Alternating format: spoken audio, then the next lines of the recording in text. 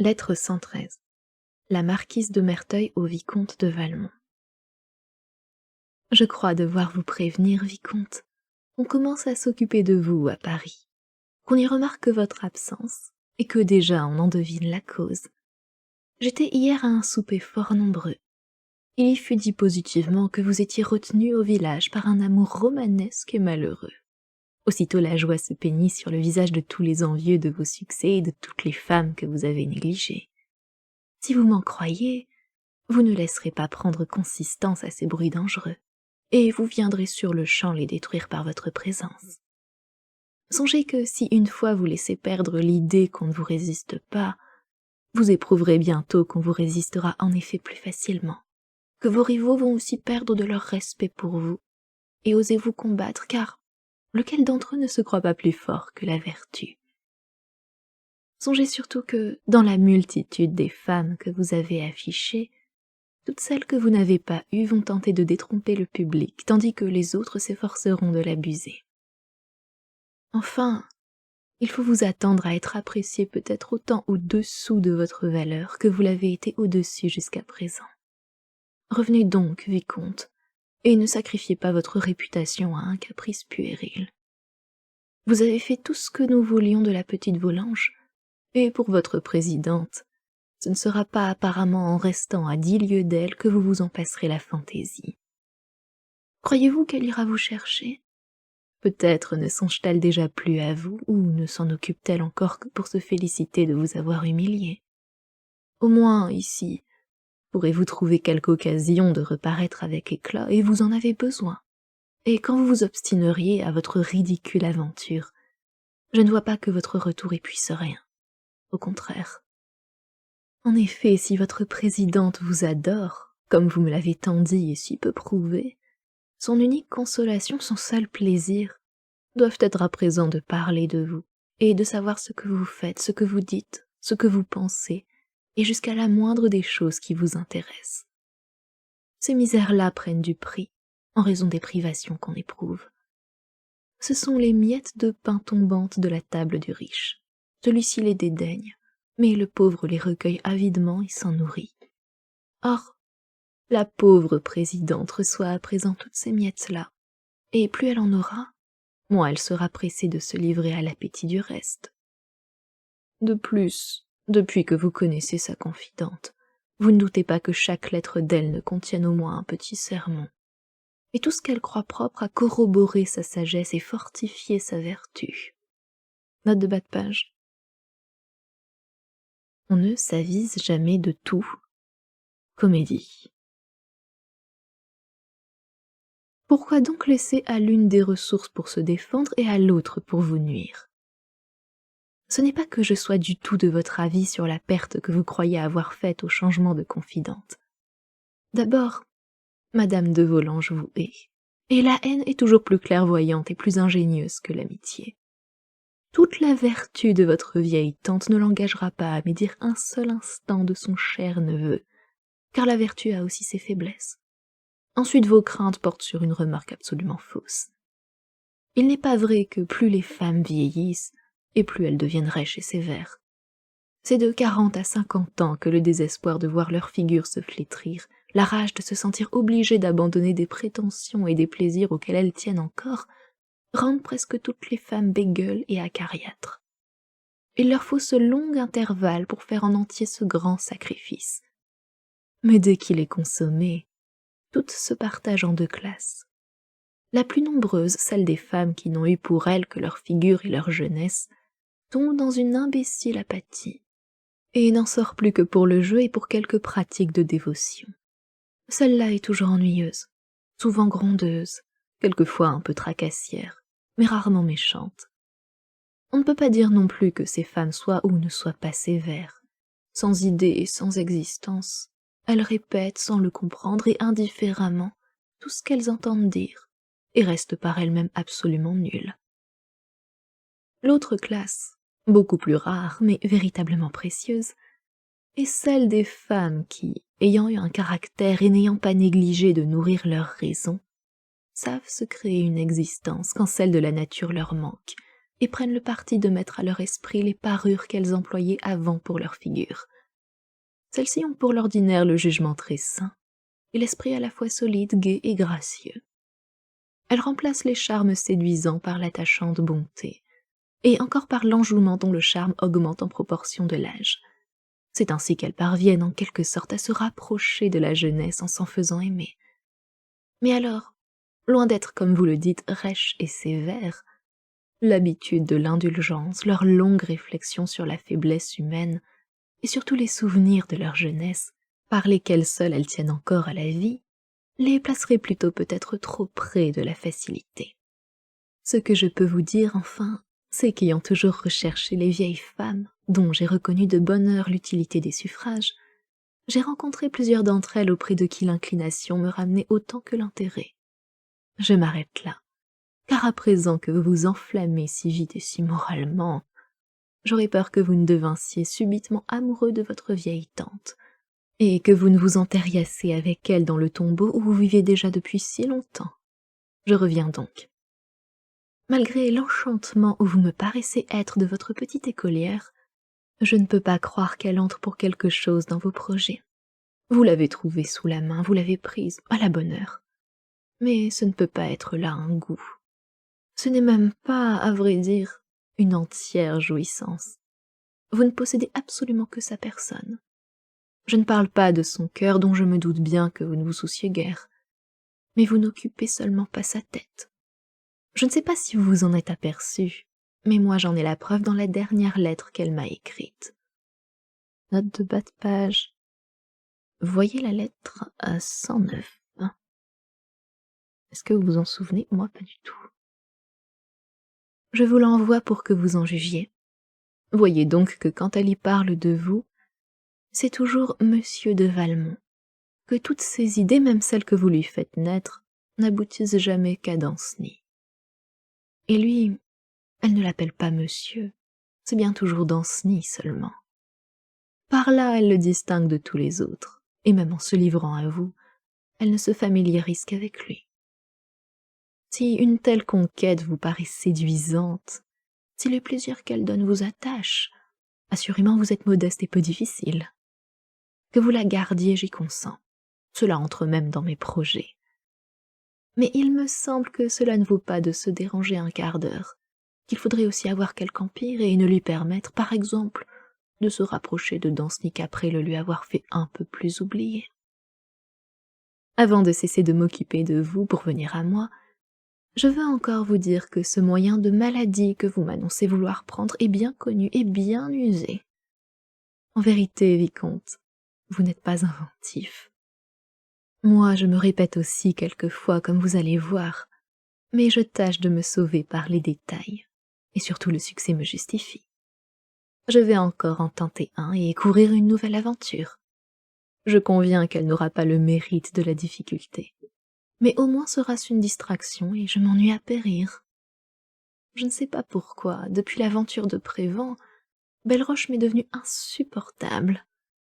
Il a tellement redoublé d'attention, de tendresse, de vénération, que je n'y peux plus tenir. Sa colère, dans le premier moment, m'avait paru plaisante.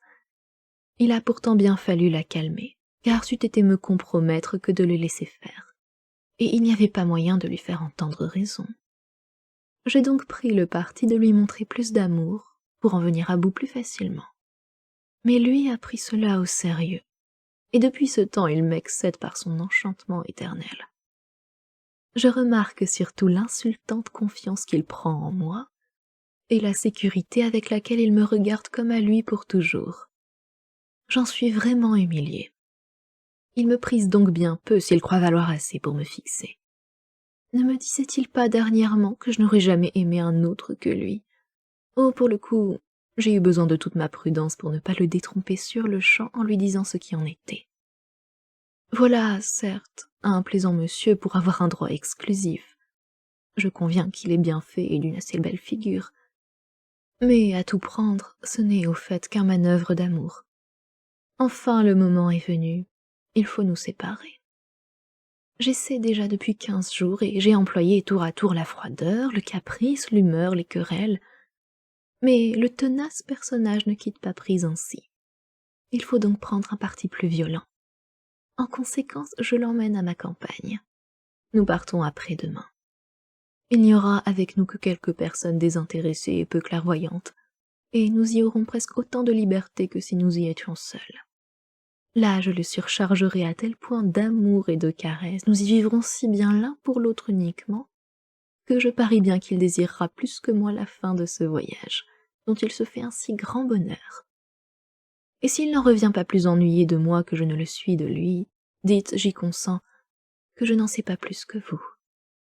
Le prétexte de cette espèce de retraite est de m'occuper sérieusement de mon grand procès, qui en effet se jugera enfin au commencement de l'hiver. J'en suis bien aise, car il est vraiment désagréable d'avoir ainsi toute sa fortune en l'air. Ce n'est pas que je sois inquiète de l'événement. D'abord j'ai raison, tous mes avocats me l'assurent. Et quand je ne l'aurai pas, je serais donc bien maladroite si je ne savais pas gagner un procès où je n'ai pour adversaire que des mineurs encore en bas âge et leurs vieux tuteurs. Comme il ne faut pourtant rien négliger dans une affaire si importante, j'aurai effectivement avec moi 2 avocats. Ce voyage ne vous paraît-il pas gai? Cependant, s'il me fait gagner mon procès et perdre Belle-Roche, je ne regretterai pas mon temps.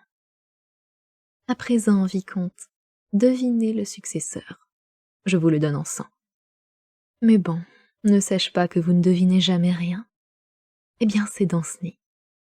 Vous êtes étonné, n'est-ce pas?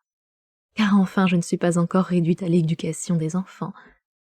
Mais celui-ci mérite d'être accepté. Il n'a que les grâces de la jeunesse et non la frivolité. Sa grande réserve dans le cercle est très propre à éloigner tous les soupçons, et on ne l'en trouve que plus aimable quand il se livre dans le tête-à-tête.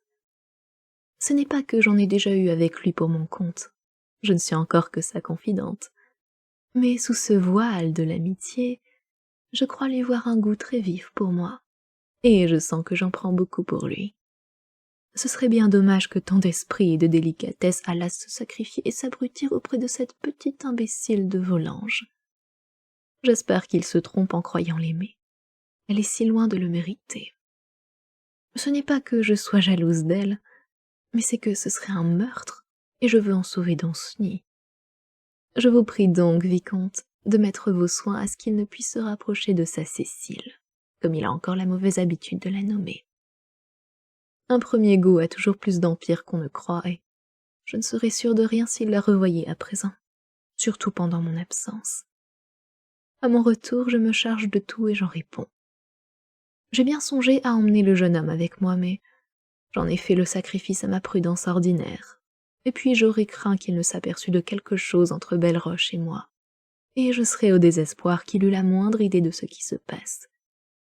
Je veux au moins m'offrir à son imagination pure et sans tache, tel enfin qu'il faudrait être pour être vraiment digne de lui. Paris, ce 15 octobre 1702 étoiles.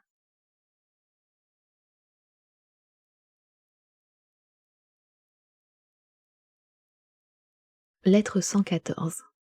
La présidente de Tourvel à Madame de Rosemonde. Ma chère amie, je cède à ma vive inquiétude, et sans savoir si vous serez en état de me répondre, je ne puis m'empêcher de vous interroger. L'état de monsieur de Valmont, que vous me dites sans danger, ne me laisse pas autant de sécurité que vous paraissez en avoir. Il n'est pas rare que la mélancolie et le dégoût du monde soient des symptômes avant-coureurs de quelque maladie grave. Les souffrances du corps, comme celles de l'esprit, font désirer la solitude, et souvent on reproche de l'humeur à celui dont on devrait seulement plaindre les maux. Il me semble qu'il devrait au moins consulter quelqu'un. Comment, étant malade vous-même, n'avez-vous pas un médecin auprès de vous? Le mien, que j'ai vu ce matin et que je ne vous cache pas que j'ai consulté indirectement, est d'avis que dans les personnes naturellement actives, cette espèce d'apathie subite n'est jamais à négliger. Et comme il me disait encore, les maladies ne cèdent plus au traitement quand elles n'ont pas été prises à temps. Pourquoi faire courir ce risque à quelqu'un qui vous est si cher? Ce qui redouble mon inquiétude, c'est que depuis 4 jours, je ne reçois plus de nouvelles de lui. Mon Dieu, ne me trompez-vous point sur son état. Pourquoi aurait-il cessé de m'écrire tout à coup? Si c'était seulement l'effet de mon obstination à lui renvoyer ses lettres, je crois qu'il aurait pris ce parti plus tôt. Enfin, sans croire aux pressentiments, je suis depuis quelques jours d'une tristesse qui m'effraie. Ah, peut-être suis-je à la veille du plus grand des malheurs. Vous ne sauriez croire, et j'ai honte de vous dire, combien je suis peinée de ne plus recevoir ces mêmes lettres, que pourtant je refuserais encore de lire. J'étais sûre au moins qu'il était occupé de moi, et je voyais quelque chose qui venait de lui. Je ne les ouvrais pas, ces lettres, mais je pleurais en les regardant. Mes larmes étaient plus douces et plus faciles, et celle-là seule dissipait en partie l'oppression habituelle que j'éprouve depuis mon retour. Je vous en conjure, mon indulgente amie, écrivez-moi vous-même aussitôt que vous le pourrez, et en attendant, faites-moi donner chaque jour de vos nouvelles et des siennes. Je m'aperçois qu'à peine je vous ai dit un mot pour vous, mais vous connaissez mes sentiments, mon attachement sans réserve, ma tendre reconnaissance pour votre sensible amitié. Vous pardonnerez au trouble où je suis, à mes peines mortelles, au tourment affreux d'avoir à redouter des maux dont peut-être je suis la cause. Grand Dieu, cette idée désespérante me poursuit et déchire mon cœur. Ce malheur me manquait, et je sens que je suis née pour les éprouver tous. Adieu, ma chère amie. Aimez-moi, plaignez-moi. Aurais-je une lettre de vous aujourd'hui? Paris, 16 octobre 1700 et 2 étoiles.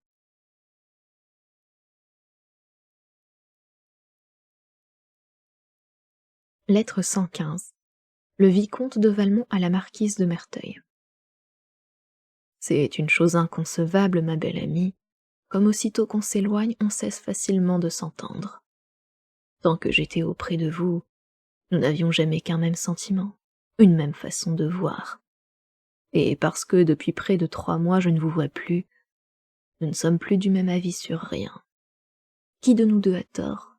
Sûrement vous n'hésiteriez pas sur la réponse. Mais moi, plus sage, ou plus poli, je ne décide pas. Je vais seulement répondre à votre lettre et continuer de vous exposer ma conduite. D'abord, je vous remercie de l'avis que vous me donnez des bruits qui courent sur mon compte. Mais je ne m'en inquiète pas encore. Je me crois sûre d'avoir bientôt de quoi les faire cesser. Soyez tranquille, je ne reparaîtrai dans le monde que plus célèbre que jamais, et toujours plus digne de vous.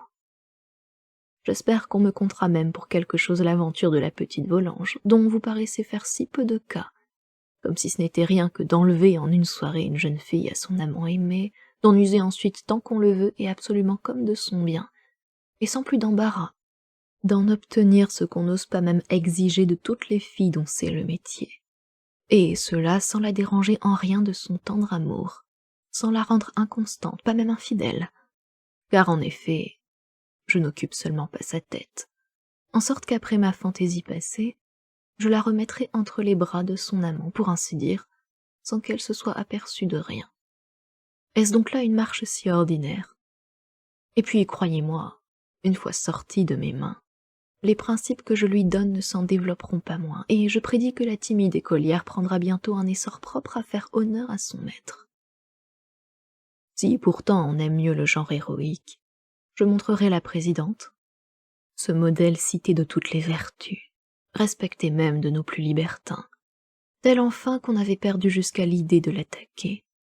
Je la montrerai, dis-je, oubliant ses devoirs et sa vertu, sacrifiant sa réputation et 2 ans de sagesse, pour courir après le bonheur de me plaire, pour s'enivrer de celui de m'aimer, se trouvant suffisamment dédommagée de tant de sacrifices par un mot, par un regard qu'encore elle n'obtiendra pas toujours. Je ferai plus, je la quitterai, et je ne connais pas cette femme où je n'aurai point de successeur. Elle résistera au besoin de consolation, à l'habitude du plaisir, au désir même de la vengeance. Enfin, elle n'aura existé que pour moi, et que sa carrière soit plus ou moins longue, j'en aurai seul ouvert et fermé la barrière. Une fois parvenue à ce triomphe, je dirai à mes rivaux, voyez mon ouvrage, et cherchez-en dans le siècle un second exemple. Vous allez me demander d'où vient aujourd'hui cet excès de confiance. C'est que depuis 8 jours je suis dans la confidence de ma belle. Elle ne me dit pas ses secrets, mais je les surprends. 2 lettres d'elle à madame de Rosemonde m'ont suffisamment instruit, et je ne lirai plus les autres que par curiosité. Je n'ai absolument besoin pour réussir que de me rapprocher d'elle et mes moyens sont trouvés. Je vais incessamment les mettre en usage. Vous êtes curieuse, je crois. Mais non, pour vous punir de ne pas me croire à mes inventions, vous ne les saurez pas. Tout de bon, vous mériteriez que je vous retirasse ma confiance, au moins pour cette aventure. En effet, sans le doux prix attaché par vous à ce succès, je ne vous en parlerai plus. Vous voyez que je suis fâchée. Cependant, dans l'espoir que vous vous corrigerez, je veux bien m'en tenir à cette punition légère, et revenant à l'indulgence, j'oublie un moment mes grands projets pour raisonner des vôtres avec vous. Vous voilà donc à la campagne, ennuyeuse comme le sentiment et triste comme la fidélité. Et ce pauvre Belleroche, vous ne vous contentez pas de lui faire boire l'eau d'oubli, vous lui en donnez la question. Comment s'en trouve-t-il? Supporte-t-il bien les nausées de l'amour? Je voudrais pour beaucoup qu'il ne vous en devînt que plus attaché. Je suis curieux de voir quel remède plus efficace vous parviendriez à employer. Je vous plains en vérité d'avoir été obligé de recourir à celui-là. Je n'ai fait qu'une fois dans ma vie l'amour par procédé. J'avais certainement un grand motif puisque c'était à la comtesse de blablabla. Et 20 fois entre ses bras, j'ai été tenté de lui dire « Madame, je renonce à la place que je sollicite et permettez-moi de quitter celle que j'occupe. » Aussi, de toutes les femmes que j'ai eues, c'est la seule dont j'ai vraiment plaisir à dire du mal. Pour votre motif à vous, je le trouve à vrai dire d'un ridicule rare, et vous aviez raison de croire que je ne devinerais pas le successeur. Quoi? C'est pour Danceny que vous vous donnez toutes ces peines-là. Et ma chère amie, laissez-le adorer sa vertueuse Cécile, et ne vous compromettez pas dans ces jeux d'enfants. Laissez les écoliers se former auprès des bonnes ou jouer avec les pensionnaires à de petits jeux innocents. Comment allez-vous vous charger d'un novice qui ne saura ni vous prendre, ni vous quitter, et avec qui il faudra tout faire? Je vous le dis sérieusement, je désapprouve ce choix, et quelque secret qu'il restât, il vous humilierait au moins à mes yeux et dans votre conscience. Vous prenez, dites-vous, beaucoup de goût pour lui. Allons donc. Vous vous trompez sûrement, et je crois même avoir trouvé la cause de votre erreur. Ce beau dégoût de Belleroche vous est venu dans un temps de disette, et Paris ne vous offrant pas de choix, vos idées toujours trop vives, se sont portées sur le premier objet que vous avez rencontré. Mais songez qu'à votre retour, vous pourrez choisir entre 1000. Et si enfin vous redoutez l'inaction dans laquelle vous risquez de tomber indifférent, je m'offre à vous pour amuser vos loisirs. D'ici à votre arrivée, mes grandes affaires seront terminées de manière ou d'autre, et sûrement, ni la petite Volanges, ni la présidente elle-même ne m'occuperont pas assez alors pour que je ne sois pas à vous autant que vous le désiriez. Peut-être même, d'ici là, aurais-je déjà remis la petite fille aux mains de son discret amant, sans convenir, quoi que vous en disiez, que ce ne soit pas une jouissance attachante comme j'ai le projet qu'elle garde de moi toute sa vie une idée supérieure à celle de tous les autres hommes. Je me suis mis avec elle sur un ton que je ne pourrais soutenir longtemps sans altérer ma santé. Et dès ce moment, je ne tiens plus à elle que par le soin qu'on doit aux affaires de famille. Vous ne m'entendez pas? C'est que j'attends une seconde époque pour confirmer mon espoir, et m'assurer que j'ai pleinement réussi dans mes projets. Oui, ma belle amie, j'ai déjà un premier indice que le mari de mon écolière ne courra pas le risque de mourir sans postérité, et que le chef de la maison de Gercourt ne sera à l'avenir qu'un cadet de celle de Valmont. Mais laissez-moi finir à ma fantaisie cette aventure que je n'ai entreprise qu'à votre prière. Songez que si vous rendez Danceny inconstant, vous ôtez tout le piquant de cette histoire.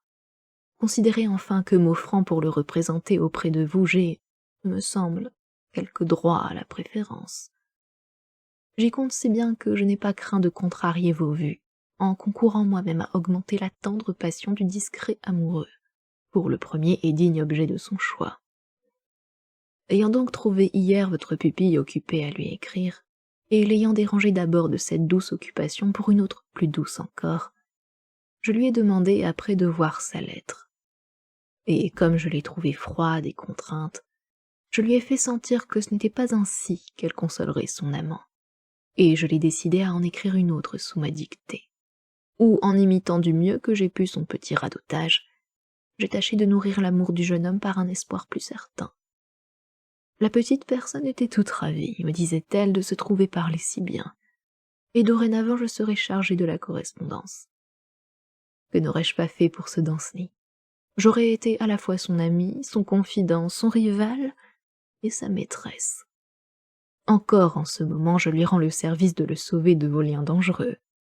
Oui, sans doute dangereux, car vous posséder et vous perdre, c'est acheter un moment de bonheur par une éternité de regrets. Adieu, ma belle amie. Ayez le courage de dépêcher Belle-Roche le plus que vous pourrez.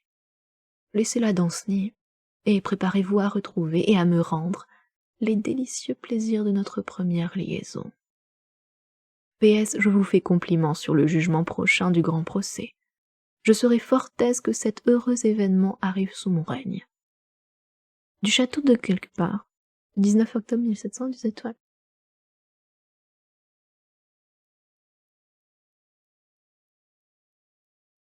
Lettre 116. Le chevalier Danceny à Cécile Volanges. Madame de Merteuil est partie ce matin pour la campagne. Ainsi, ma charmante Cécile, me voilà privée du seul plaisir qui me restait en votre absence, celui de parler de vous à votre amie et à la mienne. Depuis quelque temps, elle m'a permis de lui donner ce titre, et j'en ai profité avec d'autant plus d'empressement qu'il me semblait, par là, me rapprocher de vous davantage. Mon Dieu, que cette femme est aimable et quel charme flatteur elle s'est donné à l'amitié.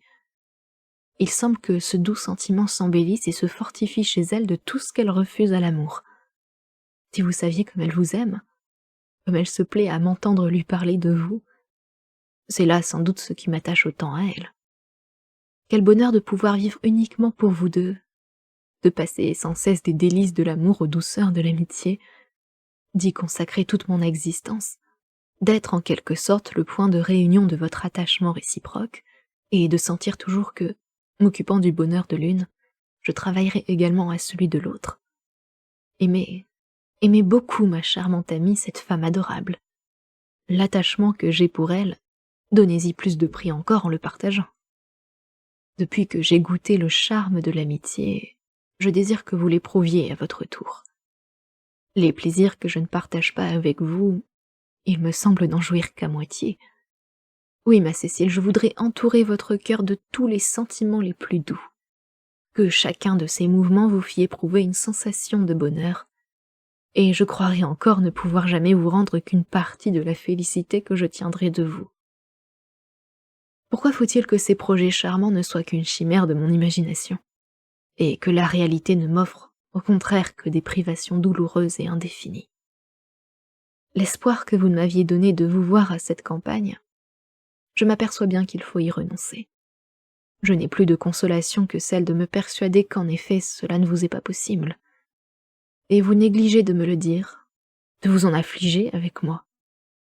Déjà 2 fois mes plaintes à ce sujet sont restées sans réponse.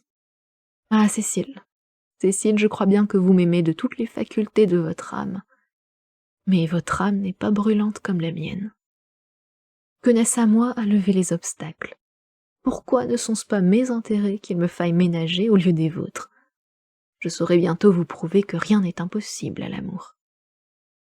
Vous ne me demandez pas non plus quand doit finir cette absence cruelle. Au moins, ici peut-être vous verrai-je. Vos charmants regards ranimeraient mon âme abattue. Leur touchante expression rassurerait mon cœur qui, quelquefois, en a besoin. Pardon, ma Cécile. Cette crainte n'est pas un soupçon. Je crois à votre amour, à votre constance. Ah, je serais trop malheureux si j'en doutais. Mais tant d'obstacles, et toujours renouvelés. Mon ami, je suis triste, bien triste.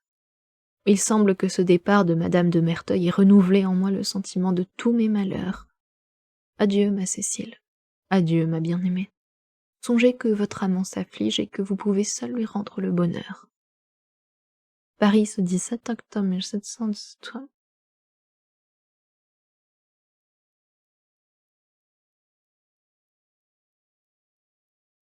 Lettre 117. Cécile Volanges au chevalier Danceny. Dictée par Valmont. Croyez-vous donc, mon bon ami, que j'ai besoin d'être grondée pour être triste quand je sais que vous vous affligez? Et doutez-vous que je ne souffre autant que vous de toutes vos peines? Je partage même celles que je vous cause volontairement. et j'ai de plus que vous de voir que vous ne me rendez pas justice. Oh, cela n'est pas bien. Je vois bien ce qui vous fâche. C'est que les 2 dernières fois que vous m'avez demandé de venir ici, je ne vous ai pas répondu à cela. Mais cette réponse est-elle donc si aisée à faire? Croyez-vous que je ne sache pas que ce que vous voulez est bien mal? Et pourtant, si j'ai déjà tant de peine à vous refuser de loin, que serait-ce donc si vous étiez là? Et puis pour avoir voulu vous consoler un moment, je resterai affligée toute ma vie. Tenez, je n'ai rien de caché pour vous, moi. Voilà mes raisons. Jugez vous-même. J'aurais peut-être fait ce que vous voulez, sans ce que je vous ai mandé, que ce monsieur de Gercourt qui cause tout notre chagrin n'arrivera pas encore de sitôt. Et comme, depuis quelque temps, maman me témoigne beaucoup plus d'amitié, comme de mon côté je la caresse le plus que je peux, qui sait ce que je pourrais obtenir d'elle? Et si nous pouvions être heureux sans que j'aie rien à me reprocher, est-ce que cela ne vaudrait pas bien mieux? Si j'en crois ce qu'on m'a dit souvent, les hommes même n'aiment plus tant leurs femmes quand elles les ont trop aimées avant de l'être. Cette crainte-là me retient encore plus que tout le reste. Mon ami, n'êtes-vous pas sûr de mon cœur? Et ne sera-t-il pas toujours temps? Écoutez, je vous promets que, si je ne peux pas éviter le malheur d'épouser monsieur de Gercourt, que je hais déjà tant avant de le connaître, rien ne me retiendra plus pour être à vous autant que je pourrai, et même avant tout. Comme je ne me soucie d'être aimée que de vous, et que vous verrez bien si je fais mal, il n'y aura pas de ma faute, le reste me sera bien égal, pourvu que vous me promettiez de m'aimer toujours autant que vous faites. Mais, mon ami, jusque-là, laissez-moi continuer comme je fais, et ne me demandez plus une chose que j'ai de bonnes raisons pour ne pas faire, et que pourtant il me fâche de vous refuser. Je voudrais bien aussi que monsieur de Valmont ne fût pas si pressant pour vous. Cela ne sert qu'à me rendre plus chagrine encore. Oh, vous avez là un bien bon ami, je vous assure. Il fait tout comme vous feriez vous-même. Mais adieu, mon cher ami. J'ai commencé bien tard à vous écrire et j'y ai passé une partie de la nuit. Je vas me coucher et réparer le temps perdu. Je vous embrasse, mais ne me grondez plus. Du château de quelque part le 18 octobre 1702 étoiles.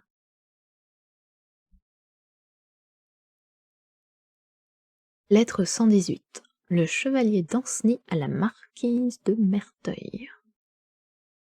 Si j'en crois mon almanach, il y a, mon adorable amie, que 2 jours que vous êtes absente. Mais si j'en crois mon cœur, il y a 2 siècles. Or je le tiens de vous-même, c'est toujours son cœur qu'il faut croire. Il est donc bien temps que vous reveniez, et toutes vos affaires doivent être plus que finies. Comment voulez-vous que je m'intéresse à votre procès si, perte ou gain, j'en dois également payer les frais par l'ennui de votre absence? Oh, que j'aurais envie de quereller. Et qu'il est triste, avec un si beau sujet, d'avoir de l'humeur, de n'avoir pas le droit d'en montrer. N'est-ce pas cependant une véritable infidélité, une noire trahison que de laisser votre ami loin de vous après l'avoir accoutumé à ne pouvoir plus se passer de votre présence? Vous aurez beau consulter vos avocats, ils ne vous trouveront pas de justification pour ce mauvais procédé. Et puis ces gens-là ne disent que des raisons, et des raisons ne suffisent pas pour répondre à des sentiments. Pour moi, vous m'avez tant dit que c'était par raison que vous faisiez ce voyage, que vous m'avez tout à fait brouillé avec elle. Je ne veux plus du tout l'entendre, pas même quand elle me dit de vous oublier. Cette raison-là est pourtant bien raisonnable, et au fait cela ne serait pas si difficile que vous pourriez le croire. Il suffirait seulement de perdre l'habitude de penser toujours à vous, et rien ici, je vous assure, ne vous rappellerait à moi. Nos plus jolies femmes, celles qu'on dit les plus aimables, sont encore si loin de vous qu'elles ne pourraient en donner qu'une bien faible idée. Je crois même qu'avec des yeux exercés, plus on a cru d'abord qu'elles vous ressemblaient, plus on y trouve après de différence. Elles ont beau faire, beau y mettre tout ce qu'elles savent, il leur manque toujours d'être vous, et c'est positivement là qu'est le charme. Malheureusement, quand les journées sont si longues et qu'on est désoccupé, on rêve, on fait des châteaux en Espagne, on se crée sa chimère. Peu à peu l'imagination s'exalte, on veut embellir son ouvrage, on rassemble tout ce qui peut plaire, on arrive enfin à la perfection. Et dès qu'on en est là, le portrait ramène au modèle, et on est tout étonné de voir qu'on n'a fait que songer à vous. Dans ce moment même, je suis encore la dupe d'une erreur à peu près semblable. Vous croyez peut-être que c'était pour m'occuper de vous que je me suis mis à vous écrire? Point du tout, c'était pour m'en distraire. J'avais 100 choses à vous dire dont vous n'étiez pas l'objet qui, comme vous savez, m'intéressent bien vivement. Et ce sont celles-là pourtant dont j'ai été distrait. Et depuis quand le charme de l'amitié distrait-il donc de celui de l'amour? Ah, si j'y regardais de bien près, peut-être aurais-je un petit reproche à me faire. Mais, chut, oublions cette légère faute de peur d'y retomber et que mon amie elle-même l'ignore. Aussi, pourquoi n'êtes-vous pas là pour me répondre, pour me ramener si je m'égare, pour me parler de ma Cécile, pour augmenter, si il est possible, le bonheur que je goûte à l'aimer par l'idée si douce que c'est votre amie que j'aime? Oui, je l'avoue, l'amour qu'elle m'inspire m'est devenu plus précieux encore depuis que vous avez bien voulu en recevoir la confidence. J'aime tant à vous ouvrir mon cœur, à occuper le vôtre de mes sentiments, à les y déposer sans réserve. Il me semble que je les chéris davantage à mesure que vous daignez les recueillir. Et puis je vous regarde et je me dis, c'est en elle qu'est renfermé tout mon bonheur. Je n'ai rien de nouveau à vous apprendre sur ma situation. La dernière lettre que j'ai reçue d'elle augmente et assure mon espoir, mais le retarde encore. Cependant ses motifs sont si tendres et si honnêtes que je ne puis l'en blâmer ni m'en plaindre. Peut-être n'entendrez-vous pas trop bien ce que je vous dis là, mais pourquoi n'êtes-vous pas ici? Quoi qu'on dise tout à son ami, on n'ose pas tout écrire. Les secrets de l'amour, surtout, sont si délicats qu'on ne peut les laisser aller ainsi sur leur bonne foi. Si quelquefois on leur permet de sortir, il ne faut pas au moins les perdre de vue. Il faut en quelque sorte les voir entrer dans leur nouvel asile. Ah, revenez donc, mon adorable ami. Vous voyez bien que votre retour est nécessaire. Oubliez enfin les 1000 raisons qui vous retiennent où vous êtes, ou apprenez-moi à vivre où vous n'êtes pas. J'ai l'honneur d'être, etc. Paris, ce 16 octobre 1702 étoiles.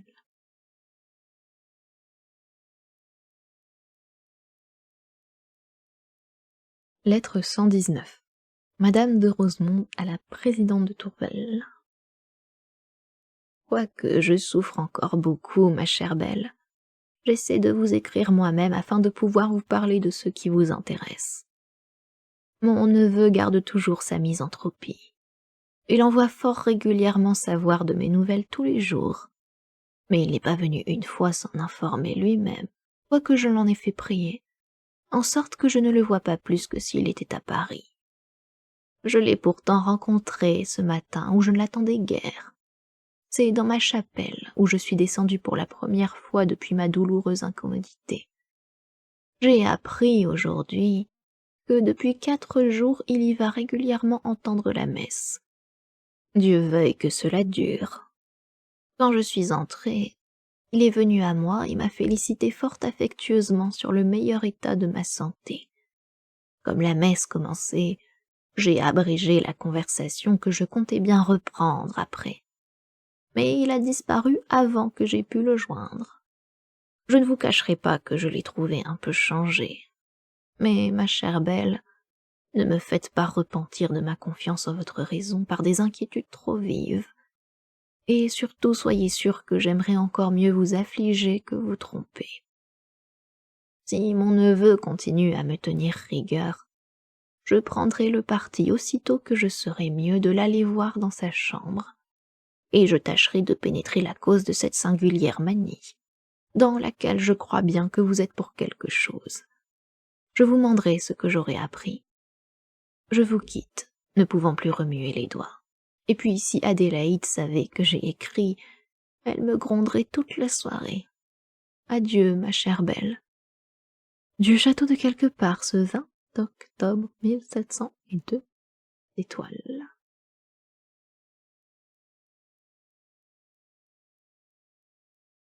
Lettre 120. Le vicomte de Valmont au père Anselme. Feuillant 43, note de bas de page. Religieux ou religieuse appartenant à une congrégation de l'ordre de Cîteaux réformé par don Jean de la Barrière. D'accord. Du couvent de la rue de Saint-Honoré. Je n'ai pas l'honneur d'être connu de vous, monsieur, mais je sais la confiance entière qu'a en vous madame la présidente de Tourvel, et je sais de plus combien cette confiance est dignement placée. Je crois donc pouvoir sans indiscrétion m'adresser à vous pour en obtenir un service bien essentiel, vraiment digne de votre saint ministère, et où l'intérêt de madame de Tourvel se trouve joint au mien. J'ai entre les mains des papiers importants qui la concernent, qui ne peuvent être confiés à personne, et que je ne dois ni ne veux remettre qu'entre ses mains. Je n'ai aucun moyen de l'en instruire, parce que des raisons que peut-être vous aurez su d'elle, mais dont je ne crois pas qu'il me soit permis de vous instruire, lui ont fait prendre le parti de refuser toute correspondance avec moi.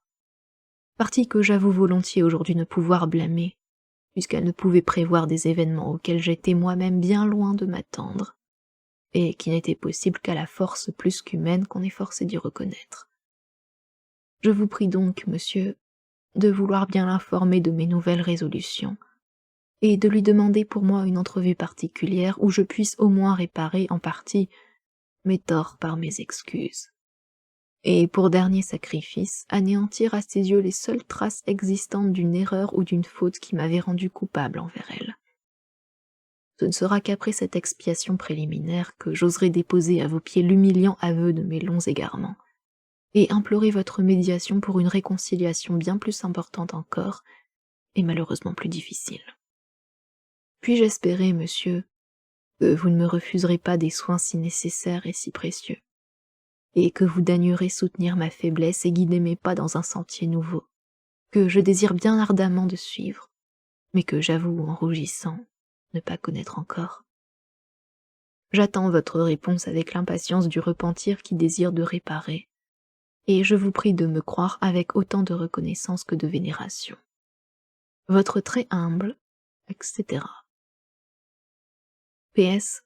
Je vous autorise, monsieur, au cas où vous le jugiez convenable, à communiquer cette lettre en entier à madame de Tourvel, que je me ferai toute ma vie un devoir de respecter, et en qui je ne cesserai jamais d'honorer celle dont le ciel s'est servi pour ramener mon âme à la vertu, par le touchant spectacle de la sienne.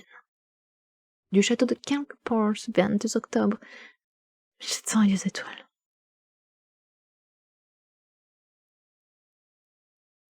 Lettre 121. La marquise de Merteuil au chevalier d'Ancenis. J'ai reçu votre lettre, mon trop jeune ami. Mais avant de vous remercier, il faut que je vous gronde, et je vous préviens que si vous ne vous corrigez pas, vous n'aurez plus de réponse de moi. Quittez donc, si vous m'en croyez, ce ton de cajolerie qui n'est plus que du jargon, dès qu'il n'est pas l'expression de l'amour. Est-ce donc là le style de l'amitié? Non, mon ami, chaque sentiment a son langage qui lui convient, et se servir d'un autre, c'est déguiser la pensée que l'on exprime. Je sais bien que nos petites femmes n'entendent rien de ce qu'on peut leur dire, s'il n'est traduit en quelque sorte dans ce jargon d'usage. Mais je croyais mériter, je l'avoue, que vous me distinguassiez d'elles. Je suis vraiment fâchée, et peut-être plus que je ne devrais l'être, que vous m'ayez si mal jugée.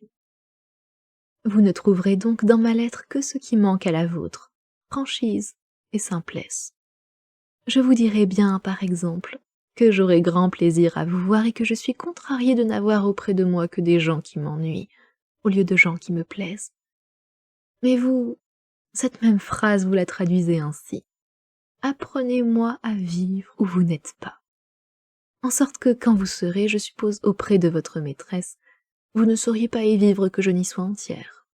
Quelle pitié! Et ces femmes à qui il manque toujours d'être moi, vous trouvez peut-être aussi que cela manque à votre Cécile. Voilà pourtant où conduit un langage qui, par l'abus qu'on en fait aujourd'hui, est encore au-dessous du jargon des compliments, et ne devient plus qu'un simple protocole auquel on ne croit pas davantage qu'au très humble serviteur. Mon ami, quand vous m'écrivez, que ce soit pour me dire de votre façon de penser et de sentir, et non pour m'envoyer des phrases que je trouverai sans vous plus ou moins bien dites dans le premier roman du jour. J'espère que vous ne vous fâcherez pas de ce que je vous dis là, quand même vous y verriez un peu d'humeur, car je ne nie pas d'en avoir, mais pour éviter jusqu'à l'air du défaut que je vous reproche, je ne vous dirai pas que cette humeur est peut-être un peu augmentée par l'éloignement où je suis de vous. Il me semble qu'à tout prendre, vous valez mieux qu'un procès et 2 avocats, et peut-être même encore que l'attentive Belle-Roche. Vous voyez qu'au lieu de vous désoler de mon absence, devriez vous en féliciter, car jamais je ne vous avais fait un aussi beau compliment. Je crois que l'exemple me gagne, et que je veux vous dire aussi des cajoleries. Mais non, j'aime mieux m'en tenir à ma franchise. C'est donc elle seule qui vous assure de ma tendre amitié et de l'intérêt qu'elle m'inspire. Il est fort doux d'avoir un jeune ami dont le cœur est occupé ailleurs. Ce n'est pas là le système de toutes les femmes, mais c'est le mien. Il me semble qu'on se livre avec plus de plaisir à un sentiment dont on ne peut rien avoir à craindre. Aussi j'ai passé pour vous d'assez bonne heure peut-être au rôle de confidente. Mais vous choisissez vos maîtresses si jeunes que vous m'avez fait apercevoir pour la première fois que je commence à être vieille.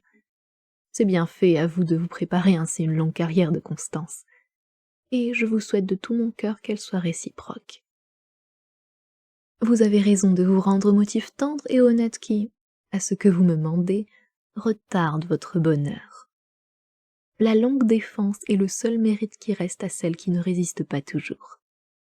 Et ce que je trouverais impardonnable à tout autre qu'à un enfant comme la petite Volange, serait de ne pas savoir fuir un danger dont elle a été suffisamment avertie par l'aveu qu'elle a fait de son amour.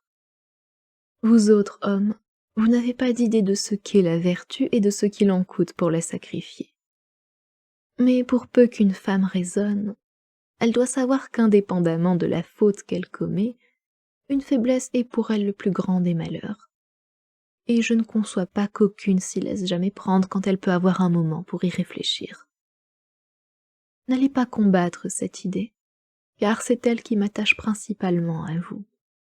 Vous me sauverez des dangers de l'amour et quoique j'ai bien su sans vous m'en défendre jusqu'à présent, je consens à en avoir de la reconnaissance et je vous en aimerai mieux et davantage.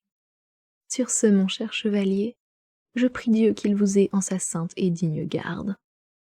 Du château de quelque part ce 22 octobre 1702 étoiles.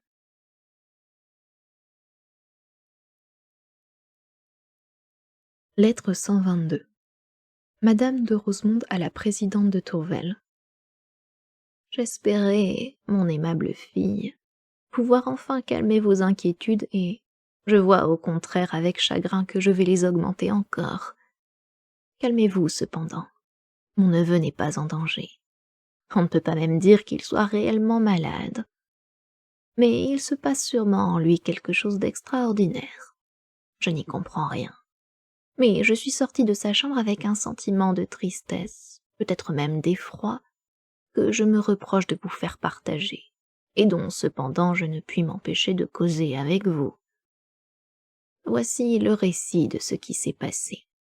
Vous pouvez être sûr qu'il est fidèle, car je vivrai 80 autres années que je n'oublierai pas l'impression que m'a faite cette triste scène. J'ai donc été ce matin chez mon neveu. Je l'ai trouvé écrivant et entouré de différents tas de papiers qui avaient l'air d'être l'objet de son travail. Il s'en occupait au point que j'étais déjà au milieu de sa chambre qu'il n'avait pas encore tourné la tête pour savoir qui entrait.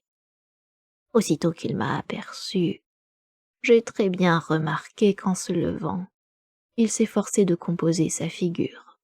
Et peut-être même est-ce là ce qui m'y a fait faire plus d'attention. Il était, à la vérité, sans toilette et sans poudre. Mais je l'ai trouvé pâle et défait, et ayant surtout la physionomie altérée. Son regard, que nous avons vu si vif et si gai, était triste et abattu. Enfin, soit dit entre nous, je n'aurais pas voulu que vous le vissiez ainsi, car il avait l'air très touchant et très propre, à ce que je crois, à inspirer cette tendre pitié qui est un des plus dangereux pièges de l'amour. Quoique frappé de mes remarques, j'ai pourtant commencé la conversation comme si je ne m'étais aperçu de rien. Je lui ai d'abord parlé de sa santé, et sans me dire qu'elle soit bonne, il ne m'a point articulé pourtant qu'elle fût mauvaise. Alors je me suis plainte de sa retraite, qui avait un peu l'air d'une manie, et je tâchai de mêler un peu de gaieté à ma petite réprimande. Mais lui m'a répondu seulement d'un ton pénétré. C'est un tort de plus, je l'avoue, mais il sera réparé avec les autres. Son air, plus encore que ce discours, a un peu dérangé mon enjouement, et je me suis hâtée de lui dire qu'il mettait trop d'importance à un simple reproche de l'amitié. Nous nous sommes donc remis à causer tranquillement. Il m'a dit peu de temps après que peut-être une affaire, la plus grande affaire de sa vie, le rappellerait bientôt à Paris. Mais comme j'avais peur de la deviner, ma chère belle, et que ce début ne me menât à une confidence dont je ne voulais pas, je ne lui ai fait aucune question, et je me suis contentée de lui répondre que plus de dissipation serait utile à sa santé. J'ai ajouté que, pour cette fois, je ne lui ferai aucune instance, aimant mes amis pour eux-mêmes. C'est à cette phrase si simple que, serrant mes mains, et parlant avec une véhémence que je ne puis vous rendre, « Oui, ma tante, m'a-t-il dit, aimez beaucoup un neveu qui vous respecte et vous chérit, et, comme vous dites, aimez-le pour lui-même. Ne vous affligez pas de son bonheur, et ne troublez par aucun regret l'éternelle tranquillité dont il espère jouir bientôt. Répétez-moi que vous m'aimez, que vous me pardonnez. Oui, vous me pardonnerez, je connais votre bonté. Mais comment espérer la même indulgence de ceux que j'ai tant offensés? » Alors, il s'est baissé sur moi pour me cacher, je crois, des marques de douleur que le son de sa voix me décelait malgré lui. Émue plus que je ne puis vous dire, je me suis levée précipitamment, et sans doute il a remarqué mon effroi, car sur le champ, se composant davantage, « Pardon, a-t-il repris. Pardon, madame, je sens que je m'égare malgré moi. Je vous prie d'oublier mes discours, et de vous souvenir seulement de mon profond respect. Je ne manquerai pas, a-t-il ajouté, d'aller vous en renouveler l'hommage avant mon départ. » Il m'a semblé que cette dernière phrase m'engageait à terminer ma visite, et je me suis en allée, en effet. Mais plus j'y réfléchis, et moins je devine ce qu'il a voulu dire. Quelle est cette affaire, la plus grande de sa vie? À quel sujet me demande-t-il pardon? D'où lui est venu cet attendrissement involontaire en me parlant? Je me suis déjà fait ces questions 1000 fois sans pouvoir y répondre. Je ne vois même rien là qui ait rapport à vous. Cependant, comme les yeux de l'amour sont plus clairvoyants que ceux de l'amitié, je n'ai voulu vous laisser rien ignorer de ce qui s'est passé entre mon neveu et moi. Je me suis reprise à 4 fois pour écrire cette longue lettre, que je ferai plus longue encore sans la fatigue que je ressens. Adieu, ma chère belle. Du château de quelque part, ce 25 octobre 1702 étoiles.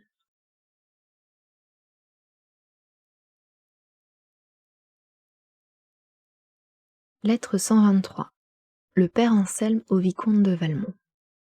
J'ai reçu, monsieur le vicomte, la lettre dont vous m'avez honoré, et dès hier je me suis transportée, suivant vos désirs, chez la personne en question. Je lui ai exposé l'objet et les motifs de la démarche que vous demandiez de faire auprès d'elle. Quelque attachée que je l'ai trouvée au parti sage qu'elle avait pris d'abord, sur ce que je lui ai remontré qu'elle risquait peut-être par son refus de mettre obstacle à votre heureux retour, et de s'opposer ainsi, en quelque sorte, aux vues miséricordieuses de la Providence, elle a consenti à recevoir votre visite, à condition toutefois que ce sera la dernière, et il m'a chargé de vous annoncer qu'elle serait chez elle jeudi prochain, 28. Si ce jour ne pouvait pas vous convenir, vous voudrez bien l'en informer et lui en indiquer un autre. Votre lettre sera reçue. Cependant, monsieur le vicomte, permettez-moi de vous inviter à ne pas différer sans de fortes raisons, afin de pouvoir vous livrer plus tôt et plus entièrement aux dispositions louables que vous me témoignez. Songez que celui qui tarde à profiter du moment de la grâce s'expose à ce qu'elle lui soit retirée, que si la bonté divine est infinie, l'usage en est pourtant réglé par la justice, et qu'il peut venir un moment où le Dieu de miséricorde se change en un Dieu de vengeance. Si vous continuez à m'honorer de votre confiance, je vous prie de croire que tous mes soins vous seront acquis, aussitôt que vous le désirerez. Quelque grandes que soient mes occupations, mon affaire la plus importante sera toujours de remplir les devoirs du saint ministère, auquel je me suis particulièrement dévouée. et le moment le plus beau de ma vie, celui où je verrai mes efforts prospérer par la bénédiction du Tout-Puissant. Faibles pécheurs que nous sommes, nous ne pouvons rien par nous-mêmes. Mais le Dieu qui vous rappelle peut tout, et nous devrons également à sa bonté, vous, le désir constant de vous rejoindre à lui, et moi les moyens de vous y conduire. C'est avec son secours que j'espère vous convaincre bientôt que la religion sainte peut donner seule, même en ce monde, le bonheur solide et durable qu'on cherche vainement dans l'aveuglement des passions humaines. J'ai l'honneur d'être, avec une respectueuse considération, etc. Paris, ce 25 octobre 1700, et des étoiles patates. Étoiles patates.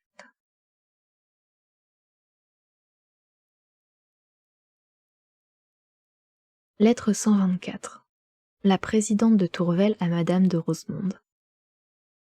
Au milieu de l'étonnement où m'a jeté Madame la nouvelle que j'ai apprise hier, je n'oublie pas la satisfaction qu'elle doit vous causer et je me hâte de vous en faire part. Monsieur de Valmont ne s'occupe plus ni de moi ni de son amour, et il ne veut plus que réparer, par une vie plus édifiante, les fautes, ou plutôt les erreurs de sa jeunesse. J'ai été informée de ce grand événement par le père Anselme, auquel il s'est adressé pour le diriger à l'avenir, et aussi pour lui ménager une entrevue avec moi dont je juge que l'objet principal est de me rendre mes lettres qu'il avait gardées jusqu'ici, malgré la demande contraire que je lui en avais faite. Je ne puis, sans doute, qu'applaudir à cet heureux changement et m'en féliciter si, comme il le dit, j'ai pu y concourir en quelque chose. Mais pourquoi fallait-il que j'en fusse l'instrument, et qu'il m'en coûtât le repos de ma vie? Le bonheur de monsieur de Valmont ne pouvait-il arriver jamais que par mon infortune? Oh, mon indulgente amie, pardonnez-moi cette plainte.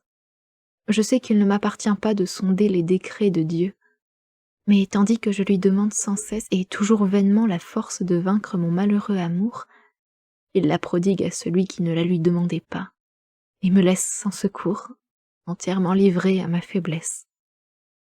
Mais étouffons ce coupable murmure. Ne sais-je pas que l'enfant prodigue, à son retour, obtint plus de grâce de son père que le fils qui ne s'était jamais absenté?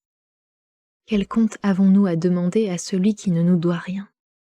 Et quand il serait possible que nous eussions quelques droits auprès de lui, quels pourraient être les miens? Me vanterais-je d'une sagesse que déjà je ne dois qu'à Valmont? Il m'a sauvée, et j'oserais me plaindre en souffrant pour lui. Non, mes souffrances me seront chères, si son bonheur en est le prix. Sans doute il fallait qu'il revînt à son tour au Père commun. Le Dieu qui l'a formé devait chérir son ouvrage. Il n'avait point créé cet être charmant pour n'en faire qu'un réprouvé. C'est à moi de porter la peine de mon audacieuse imprudence. Ne devais-je pas sentir que, puisqu'il m'était défendu de l'aimer, je ne devais pas me permettre de le voir? Ma faute ou mon malheur est de m'être refusé trop longtemps à cette vérité. Vous m'êtes témoin, ma chère et digne amie, que je me suis soumise à ce sacrifice, aussitôt que j'en ai reconnu la nécessité. Mais pour qu'il fût entier, il y manquait que monsieur de Valmont ne le partageât point. Vous avouerai-je que cette idée est à présent ce qui me tourmente le plus. Insupportable orgueil, qui adoucit les maux que nous éprouvons par ceux que nous faisons souffrir. Ah, je vaincrai ce cœur rebelle, je l'accoutumerai aux humiliations. C'est surtout pour y parvenir que j'ai enfin consenti à recevoir jeudi prochain la pénible visite de monsieur de Valmont. Là, je l'entendrai me dire lui-même que je ne lui suis plus rien, que l'impression faible et passagère que j'avais faite sur lui est entièrement effacée. Je verrai ses regards se porter sur moi sans émotion, tandis que la crainte de déceler la mienne me fera baisser les yeux. Ces mêmes lettres qu'il refusa si longtemps à mes demandes réitérées, je les recevrai de son indifférence. Il me les remettra comme des objets inutiles, et qui n'intéressent plus, et mes mains tremblantes en recevant ce dépôt honteux sentiront qu'il leur est remis d'une main ferme et tranquille. Enfin je le verrai s'éloigner pour jamais, et mes regards qui le suivront ne verront pas les siens se retourner sur moi. Et j'étais réservée à tant d'humiliations. Ah, que du moins je me la rende utile en me pénétrant par elle du sentiment de ma faiblesse. Oui, ces lettres qu'il ne se soucie plus de garder, je les conserverai précieusement. Je m'imposerai la honte de les relire chaque jour, jusqu'à ce que mes larmes en aient effacé les dernières traces. Et les siennes, je les brûlerai comme infectées du poison dangereux qui a corrompu mon âme. Oh, qu'est-ce donc que l'amour, s'il nous fait regretter jusqu'au danger auquel il nous expose? Si surtout on peut craindre de le ressentir encore, même alors qu'on ne l'inspire plus. Fuyons cette passion funeste qui ne laisse de choix qu'entre la honte et le malheur, et souvent même les réunit tous deux, et comment la prudence remplace la vertu. Que ce jeudi est encore loin, que ne puis-je consommer à l'instant ce douloureux sacrifice et en oublier à la fois et la cause et l'objet. Cette visite m'importune, je me repens d'avoir promis. Et a-t-il besoin de me revoir encore? Que sommes-nous à présent l'un à l'autre? S'il m'a offensé, je le lui pardonne. Je le félicite même de vouloir réparer ses torts. Je l'en loue. Je ferai plus, je l'imiterai, et, séduite par les mêmes erreurs, son exemple me ramènera. Mais quand son projet est de me fuir, pourquoi commencer par me chercher? Le plus pressé pour chacun de nous n'est-il pas d'oublier l'autre? Ah, sans doute, et ce sera dorénavant mon unique soin. Si vous le permettez, mon aimable ami, ce sera auprès de vous que j'irai m'occuper de ce travail difficile. Si j'ai besoin de secours, peut-être même de consolation, je n'en veux recevoir que de vous. Vous seul savez m'entendre et parler à mon cœur. Votre précieuse amitié remplira toute mon existence. Rien ne me paraîtra difficile pour seconder les soins que vous voudrez bien vous donner. Je vous devrai ma tranquillité, mon bonheur, ma vertu, et le fruit de vos bontés pour moi sera de m'en avoir enfin rendu digne. Je me suis, je crois, beaucoup égarée dans cette lettre. Je le présume au moins par le trouble où je n'ai pas cessé d'être en vous écrivant. S'il s'y trouvait quelques sentiments dont j'ai à rougir, couvrez-les de votre indulgente amitié. Je me remets entièrement à elle. Ce n'est pas à vous que je veux dérober aucun des mouvements de mon cœur. Adieu, ma respectable amie. J'espère, sous peu de jours, vous annoncer celui de mon arrivée. Paris, ce 25 octobre, en 1702 étoiles.